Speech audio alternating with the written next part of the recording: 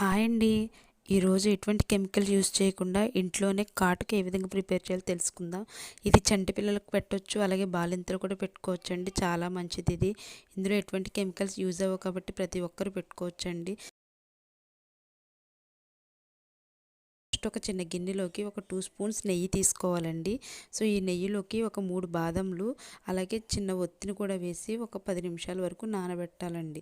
So ఇది నానిన తర్వాత ఈ గిన్నెకి అటు ఇటుగా సమానంగా ఉండే 2 గ్లాసులు పెట్టాలి. సో ఈ గ్లాసులు పెట్టిన తర్వాత ఈ గిన్నెని మధ్యలో పెట్టి దీన్ని దీపం కింద వెలిగించాలండి. దీనిపైన ఒక ప్లేట్ కానీ మరి ఏదైనా గిన్నె కానీ పెట్టి ఆ ఒత్తి అయిపోయేంత వరకు, అంటే అందులో నెయ్యి అయిపోవాలి, ఆల్మండ్స్ కూడా బాగా ఫ్రై అయిపోవాలండి ఆ నెయ్యిలోని. సో ఇలా ఒత్తి మొత్తం అయిపోయేంత వరకు ఉంచినట్లయితే ఈ ప్లేట్కి ఈ విధంగా నల్లగా వస్తుందండి. దీన్ని స్పూన్తో ఒక గిన్నెలోకి తీసుకోవాలి. సో ఇలా కలర్లో ఏదైతే ఉందో దీంట్లోకి ఒక 2-3 చుక్కల వరకు కోకోనట్ ఆయిల్ కలపాలండి.